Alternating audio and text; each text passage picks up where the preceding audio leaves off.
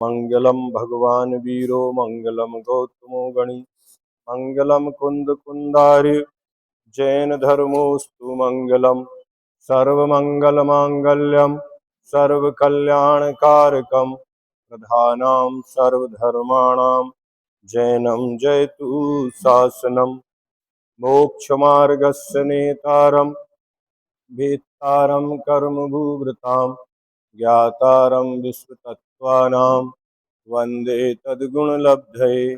पंच परमेष्टि भगवान की जय। संत श्रोमणी आचार्य गुरुवर श्री विद्यासागर जी महामुनिराज की जय। परम पूज्य आचार्य श्री समय सागर जी महाराज की जय। तत्वार्थ सूत्र अष्टम अध्याय सूत्र नंबर 12। पिछले 11 नंबर के सूत्र में विस्तार पूर्वक नाम कर्म का वर्णन हम सभी ने पढ़ा। अब क्रम प्राप्त गोत्र कर्म है, उस गोत्र कर्म के कितने भेद हैं? तो गोत्र कर्म पेज नंबर 319। उच्चैर नीचैश्च, गोत्र कर्म के दो भेद हैं, उच्च गोत्र और नीच गोत्र। तीसरा कोई विकल्प नहीं है। दो ही गोत्र होते हैं संसार में, एक उच्च गोत्री और एक नीच गोत्री, और दोनों गोत्रों में से एक समय में एक ही गोत्र का उदय होता है। दीदी ये परिवर्तनीय है कि अपरिवर्तनीय है? अपरिवर्तनीय है ना। लेकिन कहीं कहीं ऐसी चर्चा सुनी थी कि नीच गोत्र का उदय पंचम गुण स्थान तक होता है त्रियंचों के। और यदि कोई मनुष्य है तो उसका परिवर्तन नहीं होगा क्या? अगर वो संयम धारण कर ले तो गोत्र नहीं बदलता ना। अच्छा, उदय वही रहेगा और बंध जो है वो बदल जाता है। कहीं शायद कोई माता जी से ऐसा भी सुना था कि ये गोत्र भी परिवर्तित हो जाता हो। जो मिलेच्छ खंड में उत्पन्न होते हैं उन मनुष्यों के चक्रवर्ती आदि के साथ में आते हैं तो उनके कौन सा गोत्र होता है?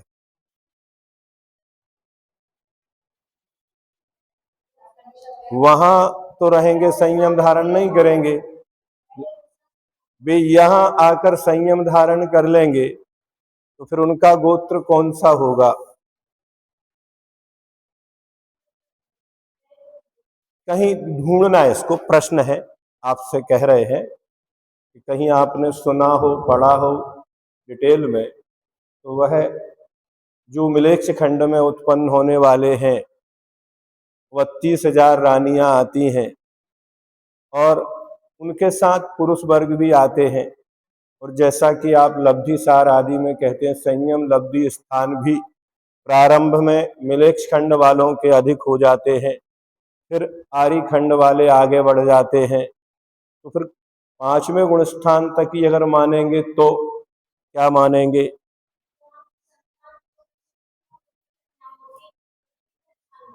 नहीं, उनके जो अन्न भी वहां उत्पन्न होंगे तो यहाँ आके संयम धारण कर सकते हैं कि नहीं कर सकते?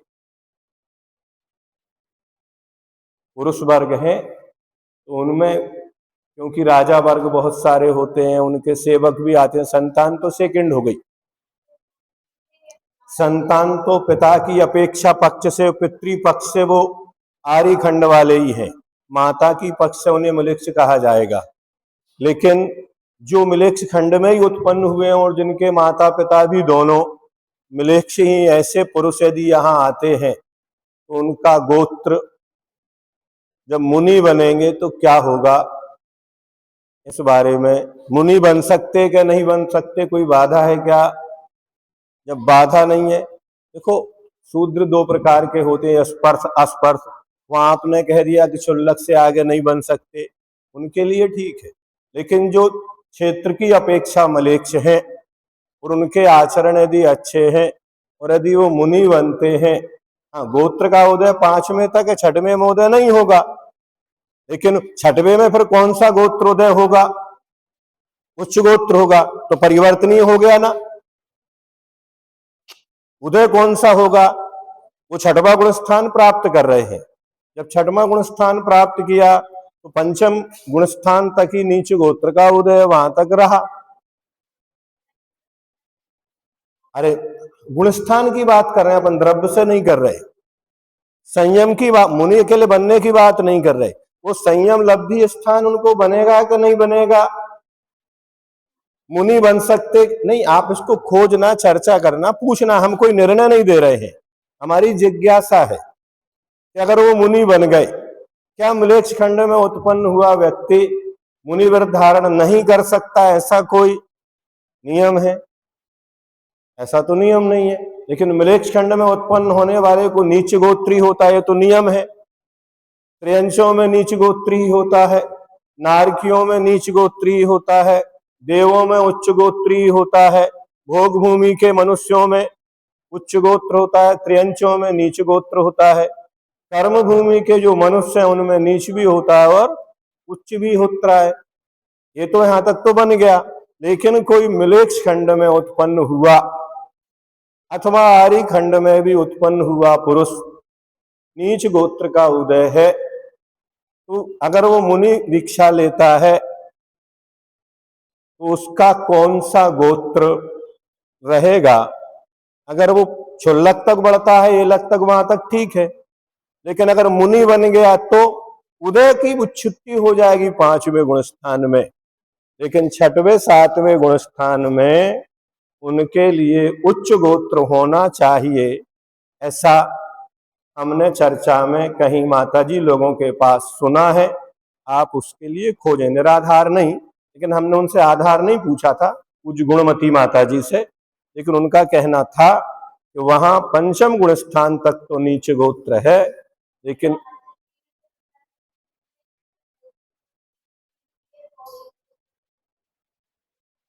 है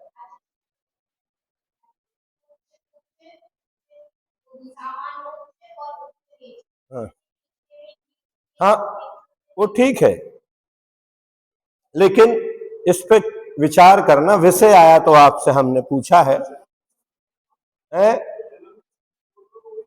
हाँ, माना तो यही जाता है, यस्मिन् कुले तुम उत्पन्ने, जिस कुल में जो उत्पन्न होता है उसका वही गोत्र रहता है। लेकिन संतान कमेणा गए, हाँ संतान के क्रम से गोत्र चला आता है। उच्चम नीचम चरणम, उच्चम नीचम हवे गोत्रम, उच्च और नीच आचरण से वो गोत्र होता है, ठीक है ना। लेकिन फिर भी इसमें विषय है तो उसको विचार करना, सोचना। अगर उच्च गोत्र में उत्पन्न होकर भी उसका आचरण अगर नीच है तो वो उसका गोत्र चेंज नहीं होगा वहां। ऐसा कहा जाता है, अंजन चोर चोर बन गया लेकिन राजकुमार था, उच्च गोत्री था, तो बाद में दीक्षा लेके मुनि बन गया। ऐसे ही जो नीच गोत्री है वो कितना भी अच्छा काम कर ले, क्या उसका गोत्र परिवर्तन होगा? यहां तो नहीं होगा। लेकिन अगर उसने संयम ले लिया तो मुनि बन गया तो, अरे सुनो तो पहले, आप यहां जो कह रहे हैं शूद्र अशूद्र, स्पर्श अस्पर्श, इनकी चर्चा नहीं। वे राजा महाराजा होते हैं, उनके सटकर्म होते हैं मलेच्छ खंड में, उनकी सारी व्यवस्थाएं हैं, तो सामान्य व्यक्ति नहीं है। अब वो यदि इस क्षेत्र में आ गए, आज भी बहुत सारे फॉरेन वाले लोग यहाँ आके रहने लगते हैं, करने लगते हैं, तो क्या होगा? नहीं समझे ना। ये पता है उस क्षेत्र, यहाँ का व्यक्ति अगर वहां जाएगा तो वहां संयम नहीं धारण कर पाएगा, ये पक्की बात है। आर्य खंड में उत्पन्न हुआ, उच्च गोत्री भी है, लेकिन यदि वो मलेच्छ खंड में चला जाए तो क्या होगा? लेकिन वर्तमान में जो ज्ञात विश्व है ये मलेच्छ खंड नहीं है। हाँ, ये आचरण से मलेच्छ बन गए हैं, लेकिन ये क्षेत्र की अपेक्षा मलेच्छ नहीं है। क्या वर्तमान में उनका, जैसे पंचम काल के बाद 6ठे काल में जिसको अपन आर्य खंड यहाँ अपन मान रहे हैं, यहाँ का आचरण भी मलेच्छों से बदतर हो जाएगा, तो क्या ये मलेच्छ खंड हो जाएगा? ये आर्य खंड ही रहेगा। ऐसे ही वो क्षेत्र जो है वर्तमान में ज्ञात विश्व है वो मिलेक्ष खंड नहीं है। क्या वो भी आर्य खंड, क्योंकि चक्रवर्ती मात्र उन क्षेत्रों में जाता है। कौन जाता है? और गंगा और सिंधु का जो स्वरूप आगम में लिखा है वो यहाँ मेल नहीं खा रहा है। वो इतनी बड़ी है कि उनके बीच बीच में ही चक्रवर्ती जाता है, आगे उनमें नहीं जाता। तो बहुत सारे विषय हैं, वे नहीं। अपन यहाँ पर गोत्र कर्म के दो भेद हैं, उच्च गोत्र और नीच गोत्र। उच्च गोत्र जिसके उदय से जीव लोकमान्य कुल में देह धारण करे वह उच्च गोत्र है। क्या? तो लोकमान्य कुल है उनमें देह धारण करे। और नीच गोत्र जिसके उदय से जीव लोक निंद कुल में देह धारण करे वह नीच गोत्र है। देवों भोग भूमि के मनुष्यों के उच्च गोत्र और नारकी त्रियंशों के नीच गोत्र ही होता है। उनका गोत्र कभी परिवर्तित नहीं होगा। परंतु कर्म भूमि के मनुष्यों के उच्च और नीच दोनों गोत्र होते हैं। जो कर्म भूमि के मनुष्य हैं उनके उच्च गोत्र भी होता है और नीच गोत्र भी होता है। अब कर्म भूमि के मनुष्यों के कहा तो चाहे स्त्री हो चाहे पुरुष, दोनों के ही लगाना। ऐसा नहीं है कि पुरुषों का गोत्र अलग होगा और स्त्रियों का अलग होगा। वे भी उच्च गोत्री हैं, भले ही वो पंचम गुण स्थान से आगे ना जाएं। अकेले गोत्र के कारण से गुण स्थान नहीं बढ़ता, अन्य भी बहुत सारे कारण होते हैं। उसके लिए तो जो स्त्री है वो पंचम गुण स्थान से आगे नहीं जाएंगी, भले ही आर्य का भी बने, लेकिन उनका गोत्र उच्च गोत्र ही रहेगा, ऐसा मानना।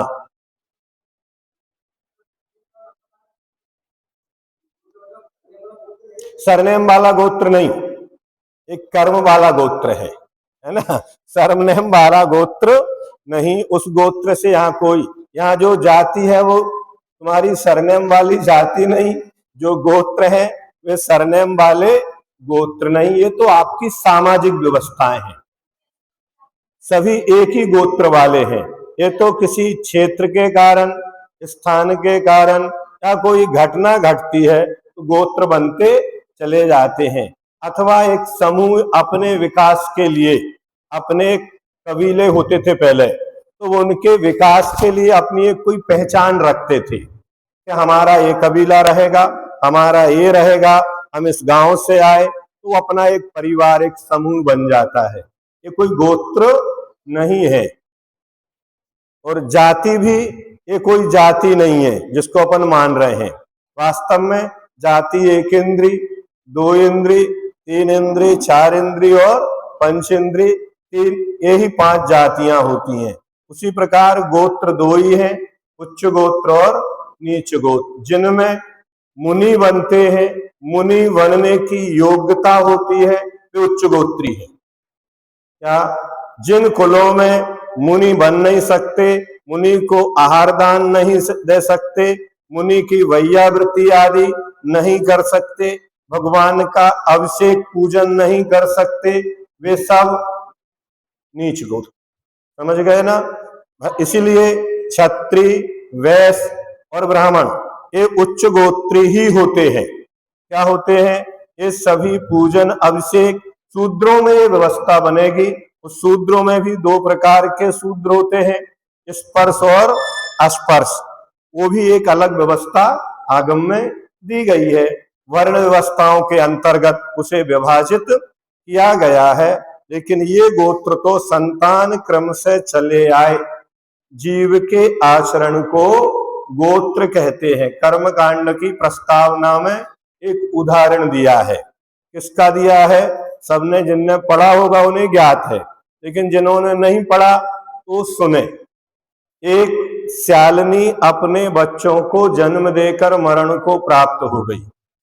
उस जंगल में एक शेरनी भी थी, उसके भी बच्चे थे, बच्चे छोटे थे। तो सिंहनी ने उस श्यालनी के दोनों बच्चों को जो थे, क्या किया? अपने बच्चों के साथ रख के पालन पोषण किया। धीरे धीरे कालांतर में वे बच्चे क्या हो गए, बड़े हो गए। अब उनके अंदर ये भेद नहीं था कि हम सिंह के बच्चे हैं और ये श्यालनी के बच्चे हैं। वो तो भाई भाई की तरह ही, मित्र की तरह ही रहते थे। एक दिन जंगल में वे बच्चे सभी, सिंगनी के बच्चे भी और श्यालनी के बच्चे घूम रहे थे। उन्होंने देखा सामने से एक हाथी आ रहा है।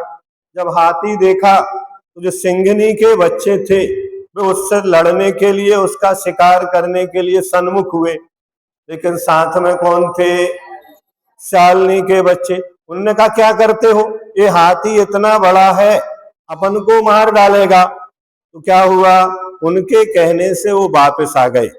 लेकिन आके सिंगनी के बच्चों ने अपनी माँ से कहा कल से हम इनके साथ नहीं रहेंगे, क्योंकि ये कायर हैं, ये डरते हैं, ये सिंगनी के बच्चे नहीं हैं, किसी अन्य कुल में पैदा हुए हैं। एक कुल जाति के संस्कार जीवों के जाते नहीं हैं। कहीं ना कहीं किसी प्रसंग को पाकर, जब तक वो प्रसंग नहीं आता तब तक पता नहीं चलता।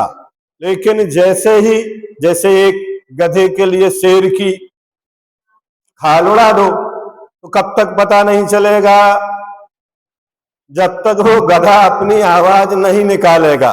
लेकिन जैसे ही आवाज निकालेगा तो शेर की आवाज आएगी, उसमें से नहीं आएगी। किसकी आवाज आएगी, गधे की आवाज आएगी। ऐसे ही जो जीव जिस कुल में, जिस परंपरा में उत्पन्न हुआ है, उसके जो संस्कार होते हैं वो संस्कार जाते नहीं है। एक कपिल की कहानी आती है। एक शूद्र, अच्छा चलती थी, पढ़ता था, तो पीछे बैठ के उसने सारे वेद पुराणों को याद कर लिया। तो जैसे ही उस ब्राह्मण के यहाँ रहता था, उसने देखा अरे ये तो पीछे बैठ के सारे वेदों को पढ़ रहा, तो उसको घर से निकाल दिया।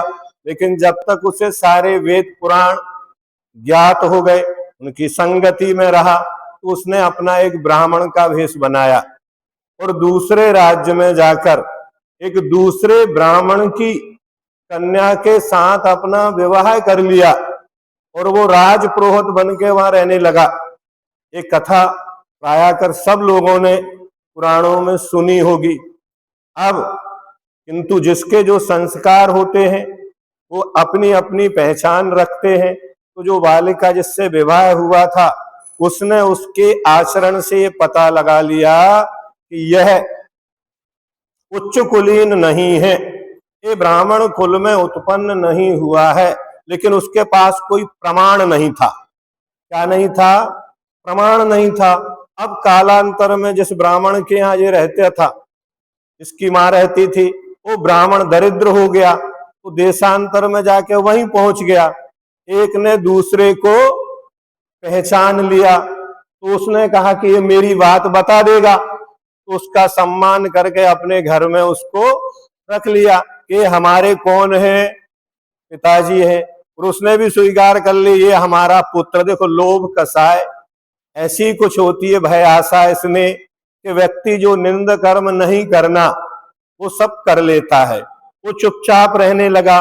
एक दिन उस जो स्त्री थी उसका भेद जानने के लिए बहुत सारा धन उसने दिया। किसके लिए, उसके लिए कि आप ये बताएं क्या वास्तव में ये आपका ही पुत्र है। कहीं ऐसी भी कथा आती है कि उसकी चप्पल टूट गई तो उसने दी उसको जोड़ कि आप इसको ठीक करवा लाओ। तो उसने अपने थैला में से, जिस कुल के जो अस्त्र शस्त्र होते हैं व्यक्ति अपने साथ लेकर चलता है, तो उसने थैला निकाला और चप्पल ठीक कर दी।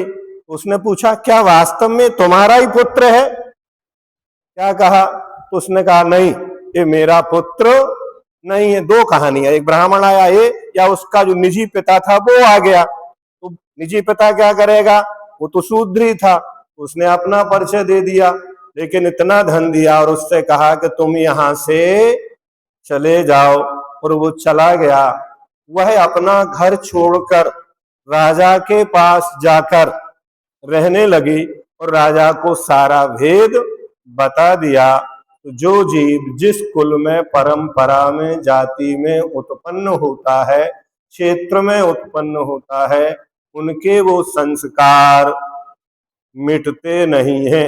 ये गोत्र कर्म यही काम करता है कि समय आने पर जैसे कौवे के बच्चे को कोयल पाल लेती है, लेकिन जब बड़े होते हैं तो वे कोयल की आवाज में नहीं बोलते, क्या करते हैं?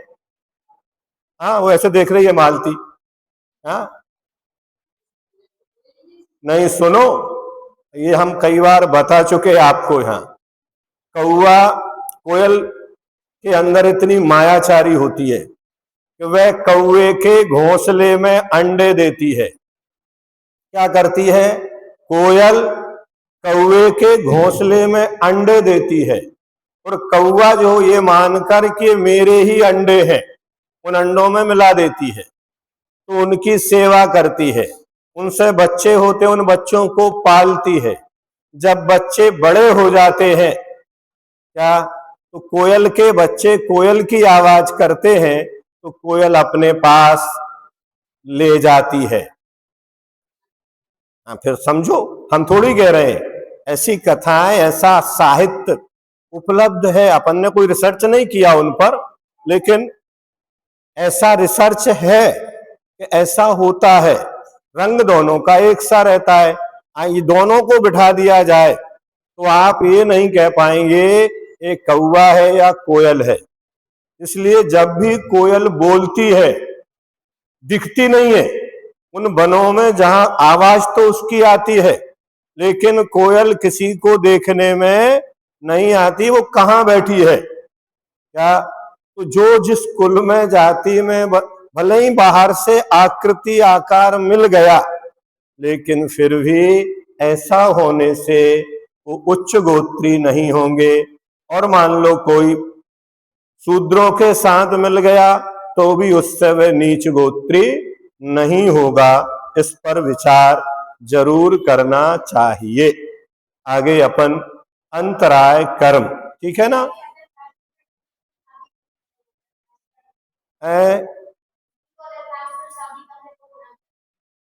ये व्यवस्थाएं हैं। क्या शादियों की व्यवस्थाएं हर काल में अलग रही हैं।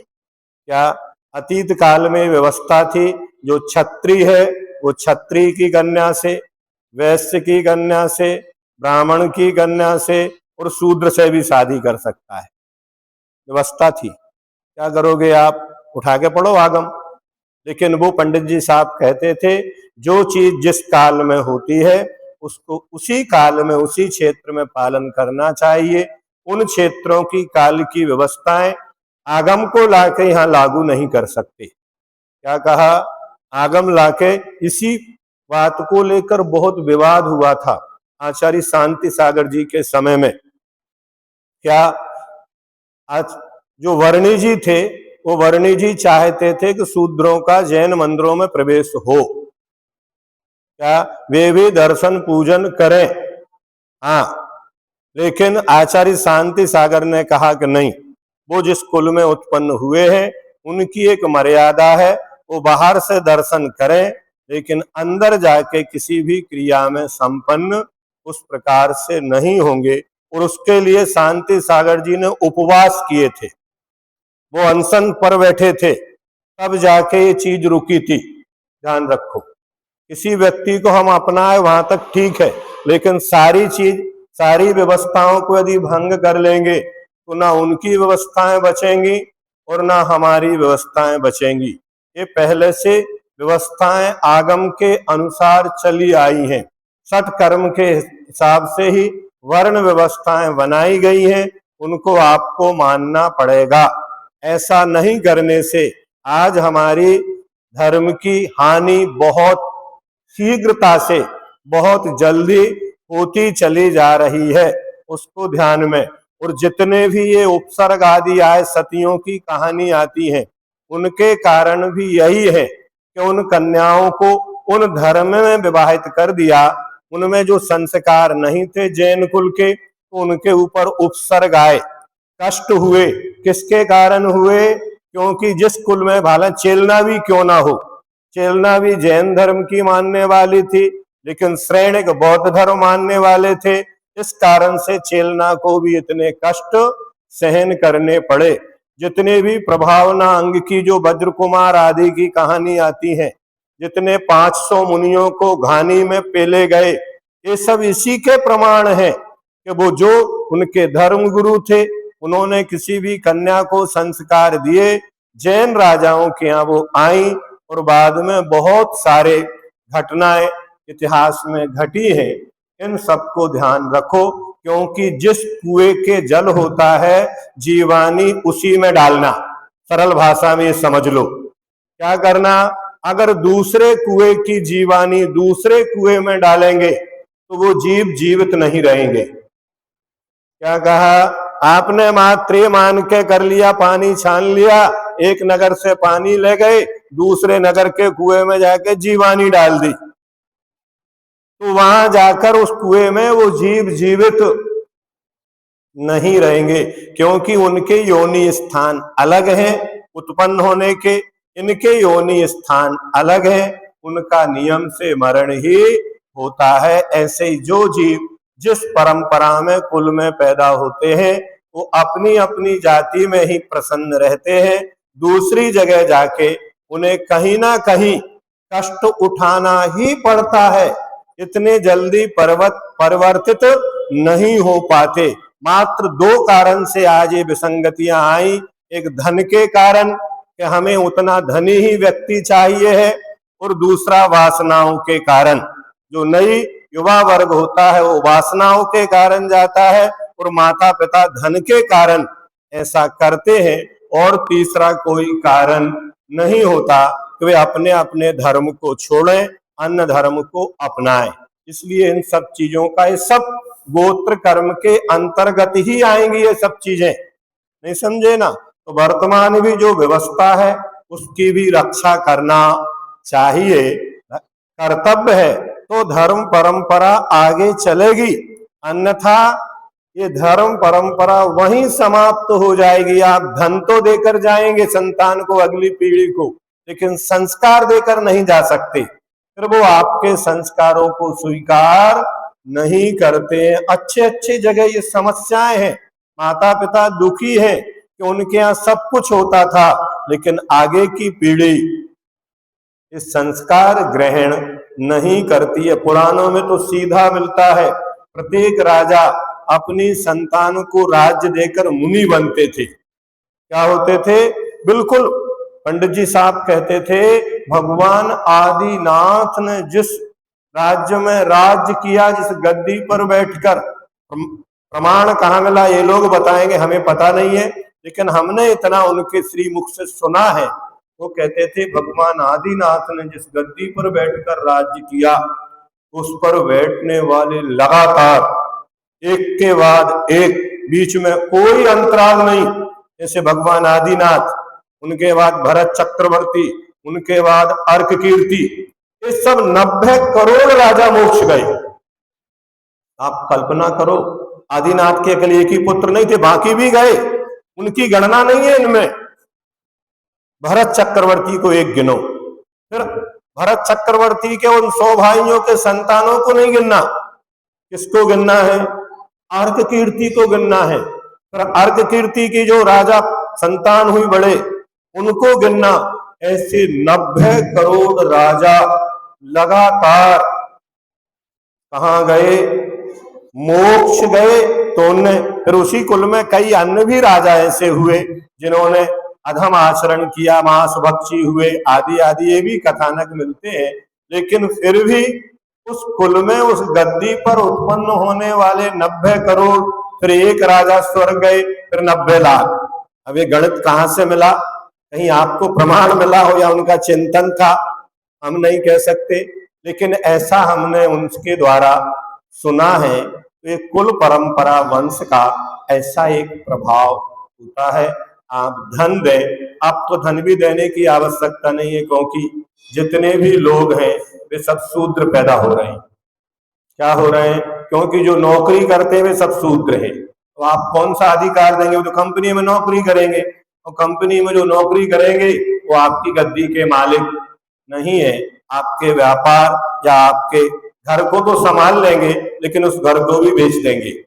आपके उस घर को भी सुरक्षित नहीं रखेंगे।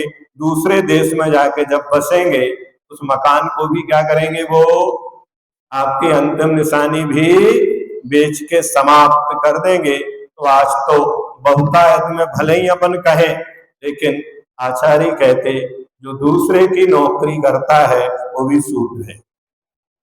हाँ, कुछ नहीं है। जो वर्ण व्यवस्था उसमें देख लेना, उस वर्ण व्यवस्था की व्यवस्था ऐसी ही है कि जो राज्य करता है वो क्षत्रिय है, व्यापार करता है वो वैश्य है, धर्म करता है वो ब्राह्मण है, और इन तीनों की सेवा करता है वो कौन है? यही तो कहा ना। तो आप किसकी सेवा कर रहे हैं? अब आज राजा नहीं है, कोई भी राजा नहीं है, सब, कोई भी मंत्री नहीं है, सब वेतन भोगी है।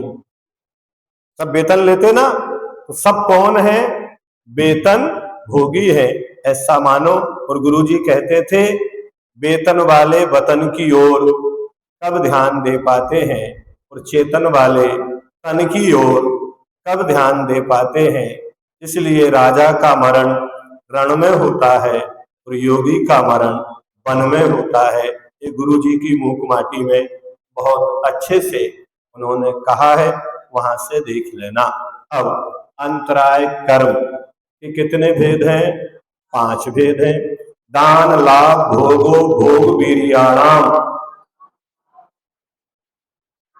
दान लाभ भोगो भोग वीर्याणाम।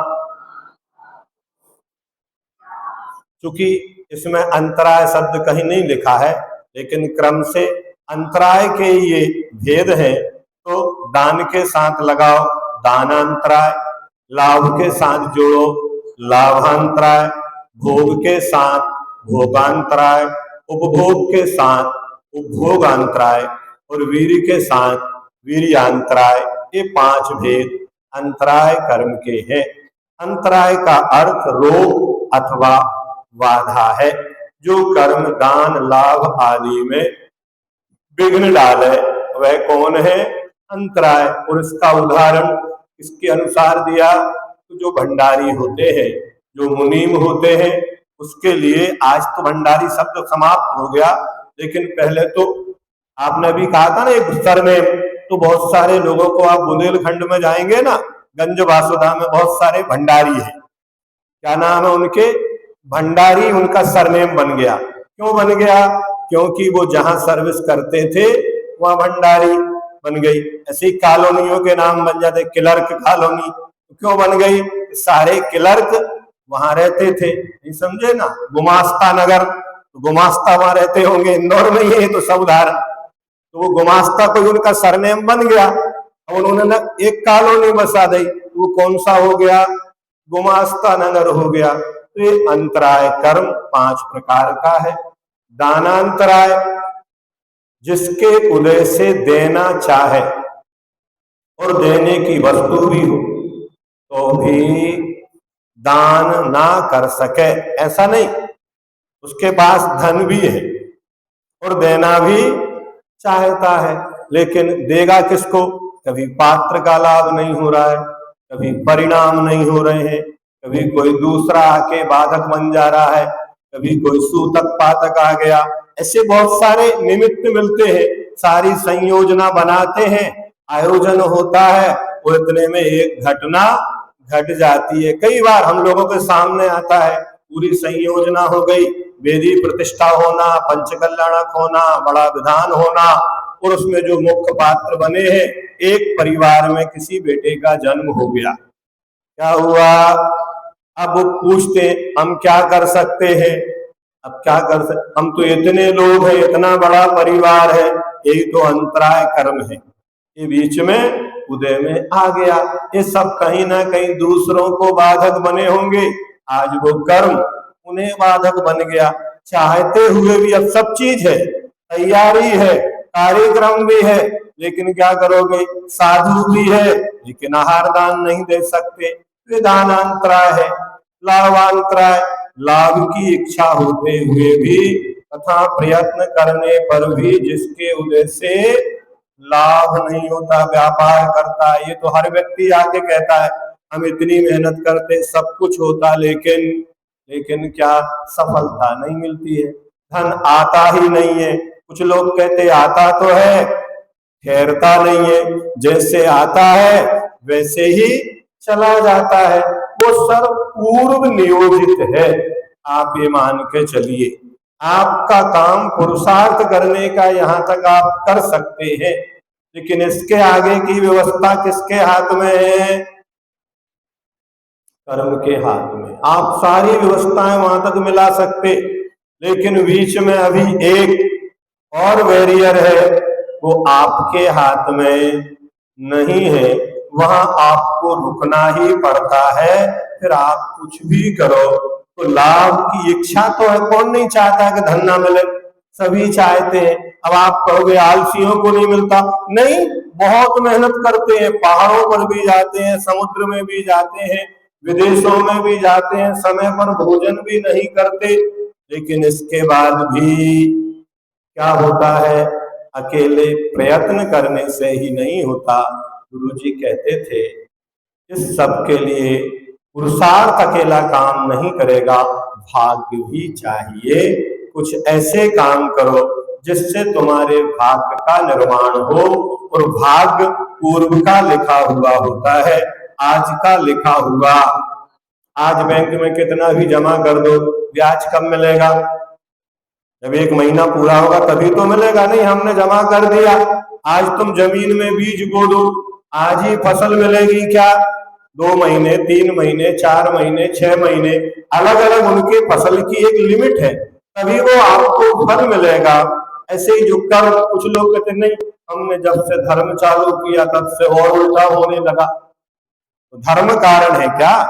उसमें धर्म कारण नहीं, तुम्हारे पूर्व में बांधे हुए कर्म उदय में आ रहे हैं। आप ये मानो कि इतना हो रहा है, कुछ कम हो गया, हाँ इतना जरूर होता है, अच्छे कर्म करो उस पाप का अनुभाग कम हो जाता है, और बुरे कर्म करो तो पाप के अनुभाग और बढ़ जाते हैं। इसलिए बुरे कर्मों से बचना और अच्छे कार्य करना। कहीं कोई भी व्यक्ति कोई कार्य कर दूसरे की दुकान को चलते हुए देखकर जलो मत, नहीं तो तुम्हें लाभांतराय कर्म का बंद होगा। हाँ, ये देख दूसरों की वर्दी को कभी न ईर्ष्या हो रहा, अच्छी बात है, आप भी मेहनत करो, चाहे ज्ञान के क्षेत्र में हो, धर्म के क्षेत्र में हो, धन के क्षेत्र में हो, कोई भी व्यक्ति को अगर लाभ होता है तो आप उसकी प्रशंसा नहीं कर सकते, तो कम से कम निंदा तो मत करो। लेकिन अपन अपनी सम्मति देने में कब पीछे होते हैं? कुछ ना कुछ तो अंदर भाव लाते ही है, बस आपने अपने आते हुए भाग्य को रोक दिया। किसने लिखा? कोई दूसरा विधाता नहीं, कोई चित्रगुप्त नहीं लिख रहे बैठ के आपके भाग्य, कोई कुंडली में आपका भाग्य नहीं लिखा, भाग्य ना हाथ की रेखाओं में लिखा। भाग्य कहाँ है? अपने पुरुषार्थ के द्वारा, अपने कर्म के द्वारा। हम जैसा कर्म करेंगे वैसी हाथ में रेखाएं बनेंगी, और उनको बदला जा सकता है। अगर खोटा कर्म करोगे तो अच्छा फल भी थोड़ा सा मिल जाएगा, और बुरा कर्म करोगे तो थोड़ा मिल जाएगा, और अच्छा कर्म करोगे तो थोड़ा मिल रहा होगा, उससे भी ज्यादा मिल जाएगा। तो ये लाभांतराय कर्म है। भोगांतराय, जिसके उदय से भोग इच्छा, भोग वस्तु होते हुए भी भोग ना कर सके, सो क्या है? भोगांतराय है। व्यक्ति घर बनाता है, पंडित जी साहब सुनाते थे, एक व्यक्ति ने घर बनाया, गृह प्रवेश कर रहा है, एक पांव देहरी के बाहर, एक भीतर, प्राण पखेरु उड़ गए। क्या हुआ? उस घर में रह पाया? घर के बाहर रहा कि भीतर रहा? न वो घर के बाहर रहा, न घर के भीतर रहा, एक पैर बाहर है, एक पैर भीतर है, और प्राण पखेरु उड़ गए। सबकी दशा यही है। जिस समय मेहनत करके धन जोड़ता है, सब कुछ करता है, उस समय कोई भोगने की अनुकूलता नहीं होती। जब तक भोग सामग्री आती है तो शरीर भोगने के योग्य नहीं बचता। अब डॉक्टर लिख देता है मूंग की दाल का पानी, छाछ पियो। अब घर में कितनी भी मिठाई बने, क्या होगा? भोग पाओगे, और भोगने को जाओगे तो जीवन और समाप्त हो जाएगा। जिसके उदय से भोग इच्छा भी हो, भोग सामग्री होती लेकिन इच्छा नहीं होती। अब इच्छा भी है और सामग्री भी है, फिर भी भोग ना सके, सो क्या है? भोगांतराय कर्म है। उपभोगांतराय कर्म, उपभोग वस्तु होते हुए भी उपभोग ना करे, सो उपभोग अंतराय कर्म। कई बार हम सोचते, हमने बचपन में बहुत सारी पुस्तकें जोड़ी थी, एक ही बीमारी थी, लेकिन वो पुस्तक वहीं रह गई, हम दूसरी जगह पहुंच गए। हमारी इकट्ठी की हुई पुस्तकें हमें भी पढ़ने को नहीं मिल रही। क्यों?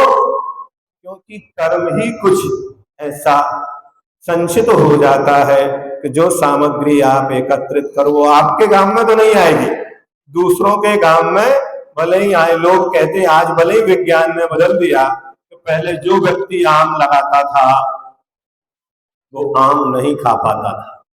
क्या ऐसा लोग कहते थे कि इसलिए वो दूसरों के लिए आम लगाते थे। अपन दूसरों के आम खा रहे हैं और दूसरे हमारे लगाए आम खाएंगे, तो आप आम यदि खा रहे हैं तो आप जरूर ऐसे आम के वृक्ष लगाएं कि दूसरे उनको खा सके। यदि आप दूसरों का साहित्य पढ़ रहे हैं तो आप अपने द्वारा भी साहित्य में ऐसी कुछ व्यवस्था बनाएं कि दूसरे भी उस साहित्य को पढ़ सके। ऐसा ही कर्म है। तो भोगांतराय, उपभोग वस्तु होते हुए भी उपभोग ना करे, तो उपभोगांतराय कर्म है। जो एक बार भोगने से नष्ट हो जावे वे भोग, जैसे भोजन, तेल, माला आदि, और जो बार बार भोगने में आवे सो क्या है? उपभोग, जैसे कपड़ा, स्त्री, फर्नीचर आदि, ये सब उपभोग की वस्तुएं हैं। अब वीर्यांतराय कर्म, जिसके उदय से बल प्राप्ति के साधन मिलाते हुए भी बल, शक्ति, उत्साह ना हो, सो क्या है? वीर्यांतराय कर्म है। गुरु जी कहते थे बादाम खाने से बुद्धि नहीं आती। क्या? कितनी भी खाओ। जबकि लिखा है 9 कर्म है, जिनके भी ज्ञान के क्षेत्र होते हैं तो उनको ऐसा भोजन करना चाहिए कि क्षयोपशम बढ़े, लेकिन अपने पंडित जी कहते मूंग की दालें पर्याप्त है। क्या? वो भी छिलके वाली, जो सबको अच्छी ना लगे, उससे भी अगर अंदर वीर्यांतराय कर्म का क्षयोपशम है तो मूंग की दाल से भी पंडित जी की तरह क्षयोपशम बढ़ सकता है।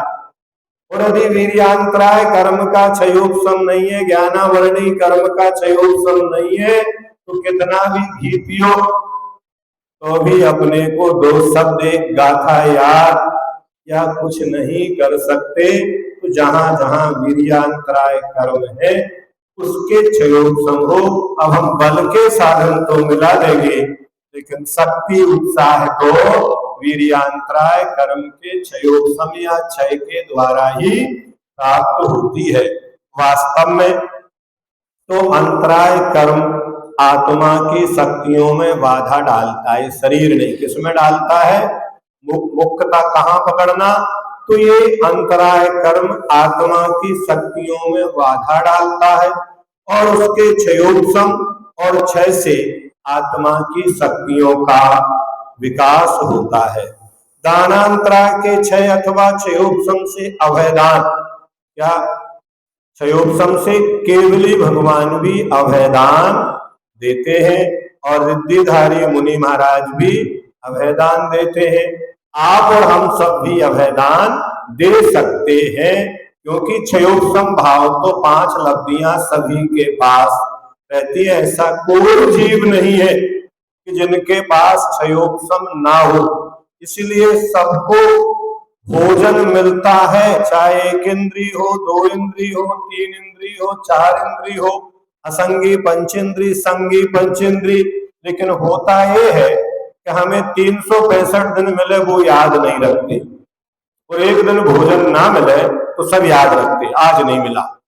क्या होता है, क्षयोपम रोज है, 365 दिन मिला, लेकिन एक दिन नहीं मिला तो आप क्या याद रखते हैं, हाँ वहां गए थे, वहां हमें भोजन नहीं मिला, वो आप किसको कहते हैं, उसने भोजन को नहीं पूछा, उसने नहीं पूछा है, आपके अंतराय गर्म का उदय था, उसके मन में आते आते भी ऐसा कुछ व्यवस्था बन गई कि वो कहना भूल गया। प्रारंभ में उसे याद था, वो कह भी रहा था, लेकिन आपने कोई ऐसी चर्चा प्रारंभ कर दी, उस एंड करके वो उठकर चले गए।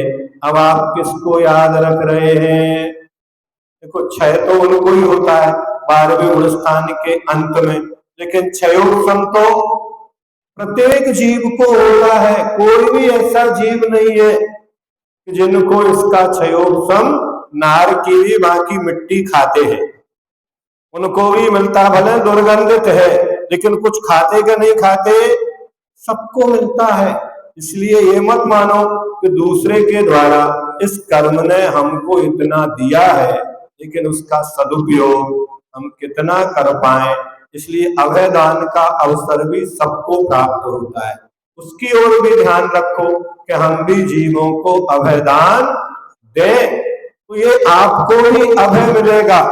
एक कथानक आता है कि एक कोई व्यक्ति पक्षियों को पकड़ कर लाया और एक दूसरे व्यक्ति ने 1 किलो अनाज देकर उस पक्षी को ले लिया और उसको जंगल में छोड़ दिया। कालांतर में वो पक्षी मर के भीलों का राजा बना, और जिसने उसको अभयदान दिया था वो एक राजकुमार बना। वो कहीं किसी कारण से जंगल में फंस जाता है और वहां उसको पकड़ के ले जाते हैं बलि देने के लिए, लेकिन जैसे ही उस भीलों के राजा के सामने उस व्यक्ति को लाया जाता है, पूर्व के संस्कार जागृत हो जाते हैं, उसका सम्मान करता है और वो उसको जीवन दान देकर अपने राज्य में भेज देता है। ऐसा होता कि नहीं होता? ये कथानक कहीं पढ़ा कि नहीं पढ़ा? तो ऐसे ही जितना बने, यदि आपके पास सामर्थ्य है, आज जितनी भी गौशालाएं गुरुजी ने खुलवाई हैं, उन जीवों के लिए अभयदान है। जो भूषण खाने में कटने को जाने वाले थे, उन पशुओं को, निरीह को, जिनको उनके मालिक या तो सड़क पर छोड़ते थे या कसाईयों को बेच देते थे, उन सबको गौशाला में स्थान देना, ये क्या है? ये भी अभयदान है। कभी अपने भी भाव ऐसे हो तो उन गायों को हम भी अपने हाथ से भोजन कराएं, क्या नहीं करा सकते? इतने समर्थ नहीं है। वे जो जीव जिनको आप भोजन पानी कराएंगे, कालांतर में वे आपके लिए किसी न किसी भाव में क्या बनेंगे? अगर आप किसी को 1 गिलास पानी पिलाते हैं, कालांतर में ऐसे उदाहरण मिले वो आपको दूध पिलाते हैं। जिसे दूध पिलाया गया, अंत में उन लोगों ने उनके लिए पूरा जीवन भर संरक्षण दिया, उनका उपचार कराया, क्योंकि कर्म करके आप भले भूल जाओ, लेकिन कर्म आपको नहीं भूलता। क्या उस कर्म को आप भूल जाओ, लेकिन वो कर्म आपको कभी नहीं भूलता। समय पर आकर वो अपना उपकार चुकाता ही चुकाता है। ये बिल्कुल अनादि आदिधन व्यवस्था है, इसी पर ये लोक की व्यवस्था टिकी हुई है। क्या ये लोक इसी से चल रहा है? अगर ऐसा ना हो, आपको लगता है कि उन देवों ने आकर सहायता की? नहीं, देवों ने बाद में सहायता की। पारसनाथ ने पहले नमोकार मंत्र सुनाया। क्या ऐसे ही थोड़ी आ गए वो धर्मेंद्र पद्मावती बन के? नहीं, उन्हें धर्मेंद्र पद्मावती किसने बनाया? वो पारसनाथ ने बनाया। अपन कितनों को, हम भी चाहते हैं मंत्र की जाप करें, मंदिर में नहीं कहीं भी बैठ के मंत्र की जाप करना, कोई तुम्हारे पास नहीं आएगा। किंतु यदि आपने किसी जीव को अभयदान दिया है तो आप किसी भी जंगल में रहना, वहां भी वो कर्म आपका उदय में आ जाएगा, मृत्यु आपके सामने से निकल जाएगी। हो सकता है उस समय बहुत सारे लोग मरण को प्राप्त हो जाएं, लेकिन आपको एक खरोंच भी नहीं आएगी। तो किसने बचाया आपके लिए? आपने जो अभय दान दिया उसका फल है। तो ऐसे अभय दान आदि देकर भी जीव अपना अपना कल्याण करते ना। लाभांतराय के छह योग से आत्मा में योग शक्तियों का लाभ और विकास होता है। भोग अंतराय के छह योग से अपने ज्ञानादि गुणों की भोगने की शक्ति, भले ही ज्ञान हो लेकिन उस ज्ञान को भोगने के लिए भी याद तो है लेकिन सिर में दर्द होने लगता है।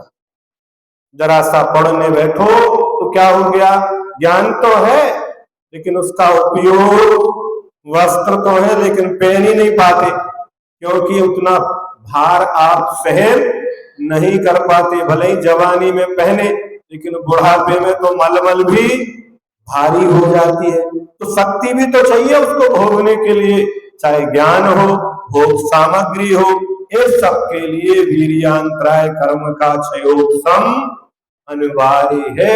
अन्यथा आपका अपना शरीर भी आपको क्या हो जाएगा, हाथ तो है लेकिन ग्रास उड़ के मुंह तक नहीं जाता है।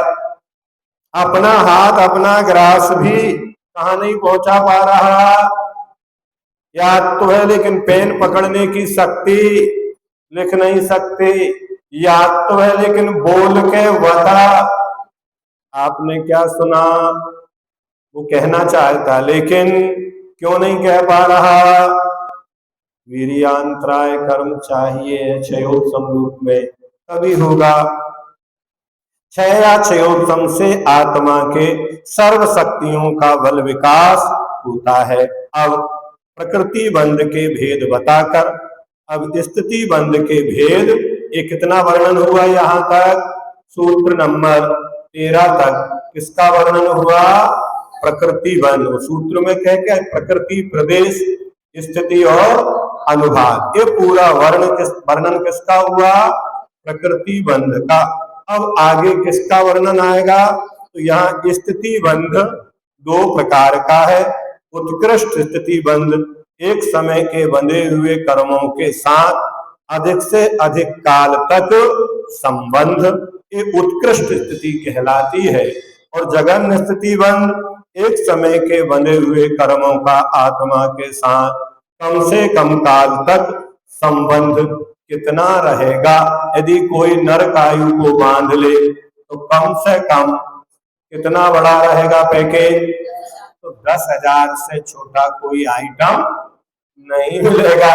जय भाई, 10,000 कहीं कोई छोटा दे दो हमको, वो कहते नहीं इससे छोटा तो आइटम हमारे यहाँ, और वो भी तुम्हें नहीं बनेगा, उसके लिए भी विशुद्धि की आवश्यकता होगी तब बनेगा। और उत्कृष्ट कितना बांधेंगे, तो 33 साल एक समय का बंधा हुआ कर्म उत्कृष्ट कितने काल तक अलग अलग है, प्रकृति के अनुसार उनकी व्यवस्था दी है। 70 कोड़ा कोड़ी भी दी है और अंतर्मुहूर्त भी दी है, लेकिन अंतर्मुहूर्त सभी की है क्या, नहीं, कुछ कर्म ऐसे हैं द्वादश मुहूर्त वेदनीय से, मतलब 12 मुहूर्त से कम तो नहीं। जब छोटे छोटे थे बचपन में तो कोई भी जहरीले डंक मार देते थे बचपन में, तो बहुत सारी चीजें लगाते थे, तो दादी कहती थी 24 घंटा कुछ नहीं होना। क्या होगा, अगर आपको वर्ण ने काटा है आप कुछ भी लगा लो, क्या होगा, अब आपको 24 घंटा तो इसकी वेदना सहन करना ही पड़ेगी। कोई दवा उस समय उसके ऊपर काम करती ही नहीं है, क्योंकि जघन्य स्थिति तो इतना तो कम से कम होगा ही होगा। स्थिति बंद अपन कल पढ़ेंगे कि कौन से कर्म की जघन्य स्थिति कितनी है, उत्कृष्ट कितनी है। प्रत्येक कर्म की भी गौण कर्म कांड में अलग अलग विभाजन करके बताया गया है। उत्कृष्ट और जघन्य के मध्य में भी असंख्यात भेद है। क्या ये नहीं कि दो ही है, उत्कृष्ट और जघन्य के बीच में भी असंख्यात भेद उन कर्मों की स्थिति के हैं। जावानी के ज्ञान पे सूर्य लोकालो तो वाणी मस्तक नमो सदा देति हो। हे जिनवाणी भारती तो जपो दिन रहे, जो तेरी सरना गए सो पावे सुचै। देव भजो अरहंत को गुरु सेवो निर्गत, दया धर्म पालो सना यही मोक्ष का